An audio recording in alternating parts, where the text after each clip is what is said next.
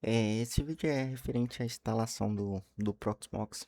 Então, basicamente, vamos escolher a versão aqui. Vamos pegar sempre a versão mais atualizada. Copiar o link.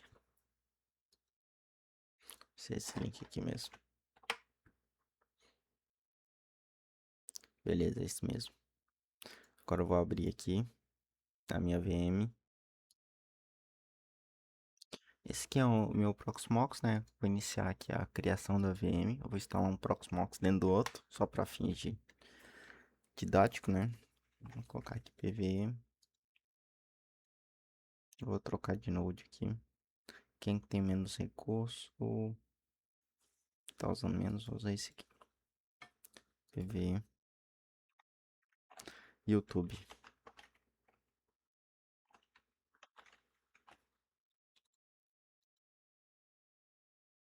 Aí eu preciso colocar a ISO. Eu vou adicionar a ISO, depois eu volto aqui. Então, beleza, eu voltei aqui, eu fiz alguns ajustes, né? Mudei o nome da VM, coloquei Studio. Sistema operacional, estou instalando Proxmox dentro do Proxmox. Ou seja, ele é um Linux, né? Proxmox ele é baseado em Debian. Aqui pode deixar o padrão mesmo. Aqui, o que que eu fiz? Coloquei dois discos de 40 gigas, né? Esse aqui é 40 gigas. Então, eu tenho dois de 40.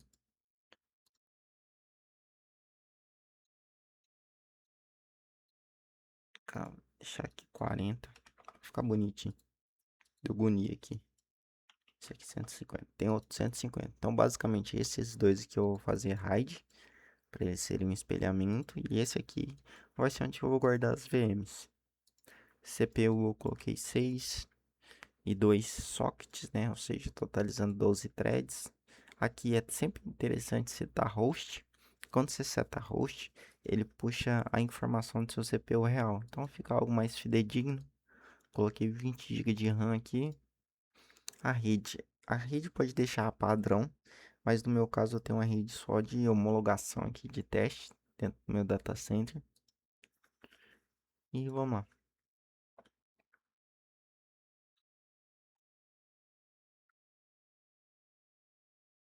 Então eu só startei a VM aqui. Vou abrir um console para ele ficar separado. E vamos lá. Beleza, aqui eu vou utilizar a interface gráfica.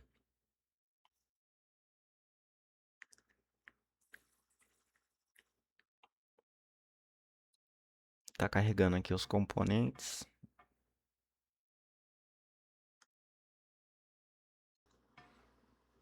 Beleza, nessa parte é só ler os termos.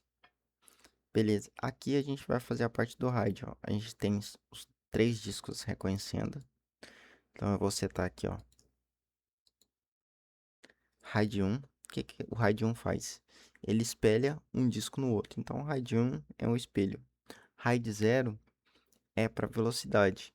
Ou seja, toda vez que você vai salvar um arquivo dentro do RAID 0, esse arquivo ele é dividido em dois e metade de cada arquivo é salvo em um disco. Ou seja, você dobra a velocidade, porque você tem dois discos, você tem duas trilhas, você tem dois caminhos.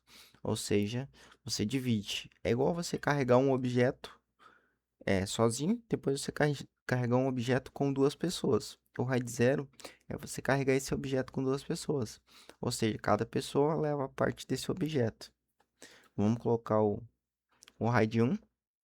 Nesse RAID 1 aqui, ó, ele, não vou usar esse disco, que é o de 150, então vai fazer RAID apenas entre os dois discos de 40. Então já apareceu aqui, ó, um RAID ZFS.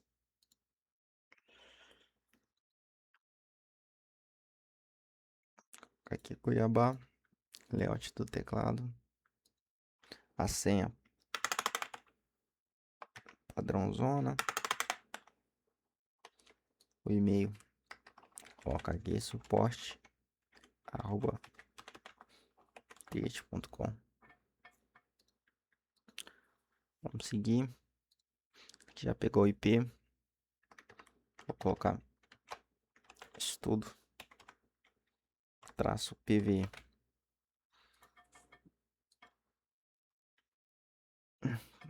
Faltou aqui, ó, ponto local.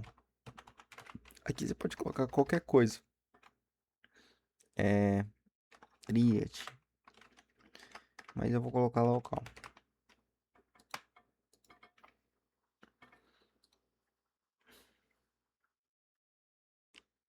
Vamos aguardar. Tá finalizando a instalação aqui. O interessante é que a gente tá fazendo uma instalação do Proxmox dentro do Proxmox. E aqui nessa parte de instalação ele passa algumas informações. Legal, né? Que essa opção aqui de você... Proxmox ele tem um cluster de arquivos, de sistemas de arquivo. E deixa eu ver se volta nas outras informações que eram relevantes aqui. Criar os seus servidores por meio de uma console centralizada, isso é muito interessante. A ideia de você ter um cluster, que são vários nós. Beleza, a instalação já finalizou. Esse aqui é meu IP. Já entrou um rebootzão aqui na lata, IP.28.10. Ó, já subiu o grub aqui do Debian.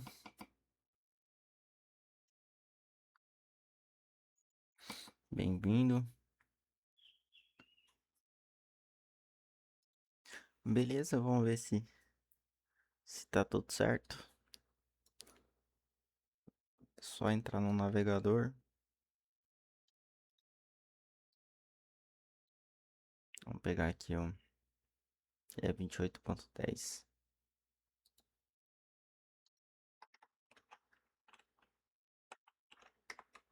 28.10.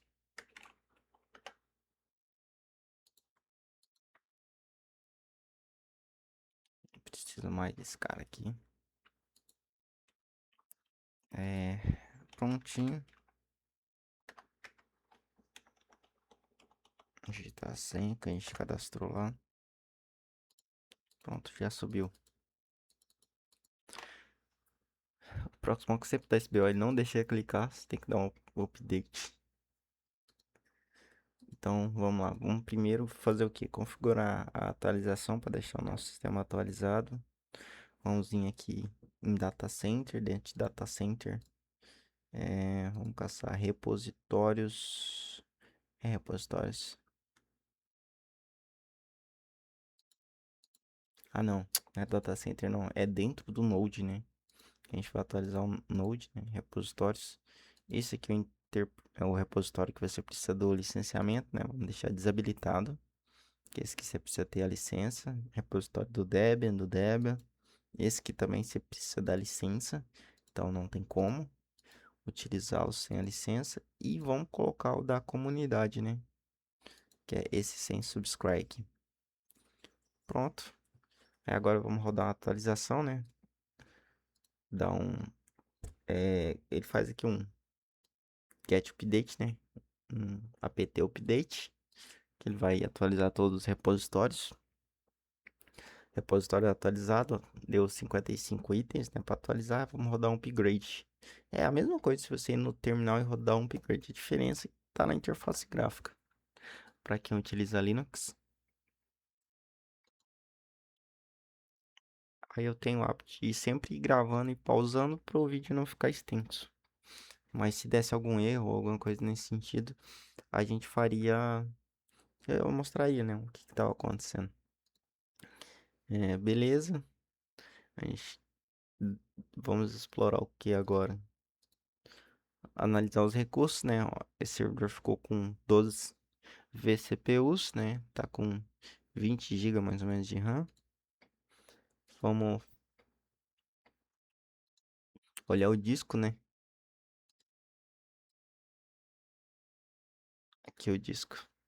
Então ficou um disco, um residual de 40 teras, de 40 gigas, né? Então eu peguei dois discos, fiz RAID 1 com 40 gigas e me gerou 40 gigas, porque um é espelho do outro. Então se eu somasse os dois discos, daria 40. Como eu fiz RAID 1, se eu somasse os dois discos, daria 80. Como eu fiz RAID 1, ele deu 40 gigas. Cadê o outro disco? Eu não estou visualizando aqui. O outro disco é o de 150. Então vamos analisar aqui, ó. Deve estar em discos, né? Então, discos aqui, ó. O de 150. Esse aqui, ó. 161. Vou dar um wipe, né? Pra ele limpar, ó, 150 discos. Aí, ó, essa inconsistência aqui, ó, que tá 150 e aqui tá aparecendo 161 é por causa do tipo da unidade de medida que o Linux utiliza, né? Quando a gente fala em gigas, né, é 1024. Aqui, se eu não me engano, ele usa GB. Aí, GB a base é 1000. Aí, quando você faz o cálculo, ele dá diferente. Uma pequena diferencinha aqui. Sempre dá mais. Beleza. Agora, eu vou criar aqui um VLTeam, né? Tem duas opções. O VL, né, que é o protocolo antigo, né, do Linux. Então, basicamente, esse aqui é um volume lógico, né? Na realidade, um LVM e tem um LVM Teams. Qual que é a diferença na prática aqui desses dois? Esse aqui é o protocolo antigo e esse é o novo. Se você utilizar o novo ele vai te deixar você tirar screenshots e, e alguns recursos, se eu não me engano, de migração, que ele é mais eficiente. Mas a principal diferença é o screenshot. Se você criar em LVM, você não consegue tirar screenshot, porque esse protocolo não é suportado. Se você colocar em LVM Teams, o protocolo é suportado. Esse aqui é o diretório padrão, onde que você vai utilizar um S4 ou alguma coisa nesse sentido. Aqui só é interessante se você for usar um disco meio genérico. Você não sabe para que você vai utilizar. Utilize esse aqui, entendeu? Mas o problema é que, tipo assim, não é mais eficiente. Então, eu recomendo utilizar o LVM Teams, né? Vamos criar aqui uma pool. Aí eu vou dar um nome aqui,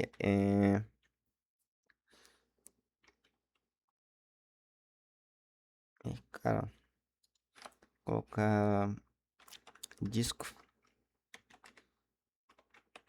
traço VM. Que eu vou colocar só VM aqui. Não, ficou horrível esse nome aqui. E vamos seguir o padrão, né? Vou colocar team pool, só para me identificar que ele é um team pool. E aí eu vou especificar o disco, né? Se ele fosse um SSD, eu colocaria SSD. Vou colocar um HD. Ele já está sendo criado. Ele faz duas coisas. Ele cria o volume aqui e pega esse volume e atrela aqui dentro do dataset do data center. Aí a partir desse momento ele vira um storage, né? Aqui, ó, já apareceu. Então ele tem essas opções aqui, ó. Eu já consigo salvar discos de VM, consigo salvar discos de LXC. E já esse outro aqui, ó, ele tá do tipo local, tipo diretório, provavelmente. Aí eu consigo fazer vários tipos aqui, né? Backup, ISO, importar, enfim. E esse aqui tá em ZFS. ZFS, mesma coisa. Eu consigo fazer disco e de VM e LXC. Vamos dar uma olhada aqui, ó, se o nosso update finalizou, que é o update, ó. Acho que tá finalizado. Vamos olhar por aqui. Então, vou dar um apt update novamente. Ele tá lendo aqui os pacotes do repositório. Finalizou. E se tivesse alguma coisa, ele ia me dar aqui essa informação.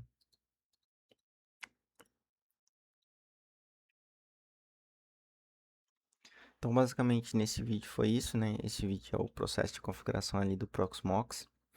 Eu vou fazer um overview aqui de todos os recursos que tem dentro do data center. Todos não, os principais, né? Então, vamos começar aqui pelo sumário, né? É uma visão geral do Proxmox. Se você tiver vários clusters, a gente pode até instalar um outro Proxmox subindo um cluster posteriormente. Então, aqui você vê todos os recursos. Aqui é um tipo de notação. Aqui você consegue ver todos os nodes, né? Que são as máquinas físicas que você tem, teoricamente. Esse é o Ceph. O Ceph é um sistema, ou melhor, um protocolo de gerenciamento de storage, né, de rede SAN. A gente não vai utilizar por enquanto. Aqui algumas informações pertinentes ao meu PV. Aqui que é interessante. Esse aqui são os storages, né? Então aqui eu tenho os tipos de storage. Lembra que eu tinha te falado lá que o local era do tipo diretório? O diretório basicamente é o disco do próprio Proxmox, que ele tem um caminho apontado lá internamente, entendeu? Então o que você tem realmente é um diretório, não é um disco virtual, não é um APO, não é um protocolo diferente ali de stories, sim uma pastinha que você tem lá reservada, né? Que é um diretório que você pode setar qualquer tipo de coisa aqui, né? Eita! Aqui eu vou clicar em editar. Aqui você pode escolher, ó, se você quer colocar um Docker aqui dentro, que você quer colocar um Snippers, enfim. Se você quer colocar discos de imagem, você pode pôr. Enfim, não recomendo, mas você pode. Então, vou até deixar do jeito padrão aqui. E aqui eu usei ZFS, né? Que é o disco ali que a gente colocou. Ele reservou um pedacinho ali para mim conseguir utilizar e salvar VMs aqui dentro. Isso aqui é daquele disco de 40 teras que eu fiz RAID. Ou seja, se eu vou salvar uma VM importante, eu salvaria onde tem RAID. E esse aqui é o de 150, que é o LVM Team. Eu posso clicar aqui. Ele pode ver que ele não deixa eu colocar outro tipo de coisa. Somente disco ou container. E eu tenho mais opções aqui, ó. Eu tenho um diretório, LVM. Esse é outro protocolo. NFS, SMB. Eu posso mapear um SMB aqui dentro e fazer esse SMB virar um storage e salvar coisas, salvar backup. Um exemplo. Aqui, ó, tudo que eu consigo salvar. Aqui, ó, consigo salvar tudo. Eu consigo colocar um disco do AVM, uma imagem, um container, um backup. Isso aqui é muito top para backup. Consigo colocar container, importar disco, enfim, consigo configurar tudo utilizando um SMB. Que, para quem não sabe o que é SMB, SMB é um compartilhamento padrão do Windows, né? É que você consegue salvar qualquer tipo de coisa. Não recomendo colocar disco aqui dentro, mas coloca, já coloquei, funciona a bala. E também a parte de backup. Backup, isso aqui é sensacional. Você vem aqui, coloca o backup, faz backup aqui para dentro do seu compartilhamento. Aí depois você configura em outro Proxmox. Aí pega esse backup desse aqui e já joga para o outro. Ou seja, ele é muito versátil. Aqui é SCSI, isso aqui é muito top para quem eu utilizo o TrueNAS, né, que é um sistema de NAS, né, Network Attached Storage, sistema de armazenamento. E tem esse protocolo aqui, ó, a SCSI. Nesse protocolo você só seta o portal aqui, ó, aí você consegue criar um disco virtual lá dentro do Proxmox e passar lá dentro do TrueNAS e passar para dentro do Proxmox utilizando esse protocolo, entendeu? E você consegue utilizar o disco aqui dentro como se fosse um disco físico ou um disco virtual mesmo. É um pouco mais lento que local, mas ele é um disco que você consegue utilizar melhor que SMB, porque o protocolo SCSI é um protocolo a nível de bloco, ou seja, é um protocolo muito mais rápido. Ou seja, se você tem uma largura boa de banda, entendeu? Ali uns 2.5 gigas, cara, já dá para usar para não para produção, é claro, mas para home lab, enfim. É uma ideia. Aqui o protocolo ZFS, né, que eu consigo compartilhar entre Proxmox, enfim. Isso é o Ceph, né? O Ceph, que é aquela opção que a gente estava vendo lá em cima. Eu consigo conectar outro Proxmox por meio desse aqui. E isso aqui é o queridinho, né? Isso aqui é o PBS, o Proxmox Backup Server. Então, isso aqui eu consigo publicar um Proxmox Backup Server. E eu venho, configuro ele aqui e faço backup externamente, ou seja, um backup offset. Esse backup ele não fica dentro do meu ambiente, ele fica em um ambiente totalmente apartado. Então isso aqui é show de bola. A gente tem uns produtos de backup offset, ou seja, para quem gosta de backup, quem já utiliza Proxmox, a gente tem serviço de venda de backup offset, ou seja, a gente só passa as configurações aqui para você, você vem aqui, configura dentro do seu Proxmox e pronto, você já tem acesso ali aos seus backups, entendeu? Aqui você passa aqui, ó, o fingerprint, né, que é meio que a criptografia do certificado. Aqui você pode controlar as retenções, a quantidade de dias que você quer. A opção de encriptação, você pode colocar a opção de encriptar a informação aqui, ó. Show de bola. Aí, beleza. A partir do momento que você configurou um storage, você consegue fazer backups, né? Vou adicionar um aqui, ó. Um backup. Na realidade, para fazer backup, você consegue fazer por meio aqui do Node. Isso aqui é para você configurar agendamentos de backup. Como que funciona? Isso aqui é para rodar sozinho, rodar autônomo. Então aqui vai aparecer os meus storage. Se eu tiver configurado um Proxmox Backup Server, ele vai aparecer aqui dentro. Mas como eu não tenho, vou utilizar esse local mesmo. Vou colocar aqui, fazer backup todo dia às 21 horas. Quais VMs? Todas as VMs. Aí aqui eu posso colocar uma informação, todas as VMs, só para me identificar depois. A notificação, se eu quiser mandar por e-mail, ou se eu quiser fazer uma chamadinha de webhook, colocar uma aplicação ali por trás para receber essas notificações, eu posso fazer também. A retenção. Eu quero manter apenas um backup. Ele controla os seus backups, ou seja, você controla o backup do lado do cliente. E também tem como você controlar o backup se você estiver usando um repositório do Proxmox Backup Server na parte do servidor. Mas enfim, aqui você escolhe a quantidade de retenção. Eu quero 30 dias. Eu quero o famoso, para quem entende de backup, o famoso Grandfaster Faster Son, né? Que é o pai, filho e avô. Aí você pode colocar aqui, ó. Quero 7 dias na semana. Quero 4 dias no mês. Que caralho, errei feio aqui. 4 dias na semana. E 12 meses. Ou seja, eu vou guardar os backups dos 7 dias.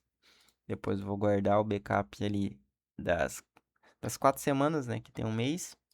E vou guardar um backup por mês, né? Então vou ter o backup aqui de um ano. É claro que isso aqui não é exatamente dessa forma, mas isso aqui é só para ter uma visão que dá para controlar e gerenciar por aqui. Isso aqui é o template, a informação que vai chegar lá no backup. O que é isso aqui, ó? É get name, ele vai pegar o nome da VM. Aqui eu posso fazer várias configurações avançadas, que não é o caso agora. Deixa eu ver se vai deixar eu salvar. Não deixa, porque não tem VM. Enfim. Replicação, isso aqui eu posso trazer futuramente. Para mim fazer replicação, eu tenho que fazer um cluster tal, com dois. Precisa de mais de dois nodes. Aqui algumas permissões. Isso aqui eu não vou entrar em detalhe. HA também eu preciso de ter mais de um node. Tá vendo? Eu tenho só um node aqui. Então, ou seja, eu preciso de mais de um. A parte de redes aqui SDN. Só é interessante você utilizar SDN quando você tem mais de um. Porque, por exemplo, você vem aqui e cria uma rede. E essa rede replica em todos os nodes. Então é muito interessante. A parte de firewall, como a gente tem um Fortinet aqui no nosso ambiente, a gente nem utiliza muito aqui. Essa aqui, ó, é um trem top, que é a parte de telemetria, né? Métrica do servidor. Um que eu posso até utilizar aqui, ó, é esse InfluxDB junto com o o InfluxDB junto com Grafana, que já tem dashboards prontas. Muito show. Customização de CPU. Isso aqui é novo. Não, acho que não é novo, não.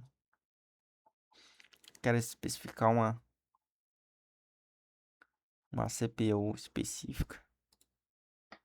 Não sei, não vou entrar muito em detalhes, que isso aqui eu não tinha visto ainda. A parte de notificação, para você configurar o seu servidor de e-mail ali, para você mandar e-mail, para você configurar. Aqui, ó, tem os chips, né? Você pode utilizar esse servidor de e-mail aqui, que é um servidor de notificação, que é um portal, né? Um serviço, um SaaS da vida. Utilizar ali o SMTP, que é o padrão de e-mail. Esse aqui é um outro negócio de e-mail. Esses dois aqui é de e-mail e esse aqui é o de webhook, né? Você vem aqui, especifica o seu webhook e esse webhook, ele fica escutando toda a informação que você manda, né? Ou seja, você manda um backup e o backup sai por esse webhook. A gente tem modelos assim também de notificação. Qualquer coisa eu posso mostrar para vocês como que funciona. Mapear aqui. Eu nem sei o que que é isso aqui. Acho que deve ser algum mapeamento de diretório, né? Você especifica o diretório aqui, aí faz o mapeamento e ele entrega para todos os nodes.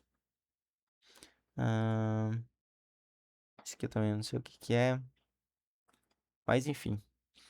Basicamente essa aqui foi o overview aqui da ferramenta, com todos os conhecimentos que a gente tem, que dá pra gente ir compartilhando aí. Aqui é a parte de subscrição, né? Se você tiver uma chave, né, de subscrição das licenças para você habilitar aqueles repositórios. Ah, Marcelo, qual que é a vantagem de você ter uma subscrição? A atualização do repositório oficial da Proxmox diretamente lá pelo repositório de produção deles. E o suporte, você pode acionar eles, né, para suporte.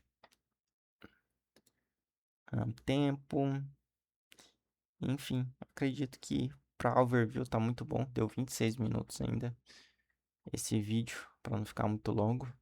Vou parar por aqui. Então, vamos lá. Esse é o primeiro vídeo sobre Proxmox. E é isso aí, pessoal. Qualquer coisa, deixa no comentário aí, a gente vai conversando.